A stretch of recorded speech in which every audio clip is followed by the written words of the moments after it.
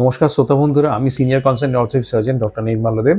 তো কিছু জিনিস জানা দরকার আপনার নি রিপ্লেসমেন্ট সার্জারির আগে। নাম্বার 1 হচ্ছে ওয়েট কন্ট্রোল।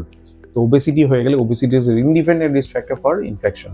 তো ওবেসিটি আপনার অলওয়েজ কন্ট্রোল করা উচিত নাম্বার 1।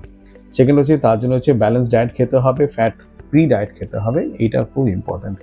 রেগুলার লাইফস্টাইল, রেগুলার এক্সারসাইজে থাকবেন, তাদের নি জয়েন্টের মোবিলিটিগুলো যেটুকু পারে সেটুকু থাকে। এক্সারসাইজ যদি হাঁটতে চলতে না পারেন, অন্তত ঘরে বেডে স্ট্যাটিক এক্সারসাইজগুলো করলেই যথেষ্ট হবে। থার্ড হচ্ছে আমরা ক্যালকুলেট করি যে কোনো ইনফেকশন আছে কিনা শরীরে। যদি কোনো রকম ইনফেকশন থাকে সেটা আমরা প্রম্পটলি আপনার ডাক্তারকে বলুন, সেটা অ্যান্টিবায়োটিক্স দিয়ে সেই ইনফেকশনটাকে ক্লিয়ার করে তারপরে আপনার নি রিপ্লেসমেন্ট করতে যাওয়া উচিত। বিওয়্যার অফ চোখে ইনফেকশন বা পেটে ইনফেকশন বা মোস্ট কমন হচ্ছে ইউরিন ইনফেকশন বা হচ্ছে লাংসে কোনো ইনফেকশন। এই তিনটে জিনিসের মধ্যে আপনাকে খুব কেয়ারফুলি জানতে হবে যে এইগুলো আপনার শরীরে নেই। আমি ইনভেস্টিগেট করে নেবো, করে নিয়ে সার্জারি করলে তাহলে আপনি রিস্ক ফ্রি থাকবেন। এইটুকু শোনার জন্য অসংখ্য ধন্যবাদ। থ্যাংক ইউ, নমস্কার।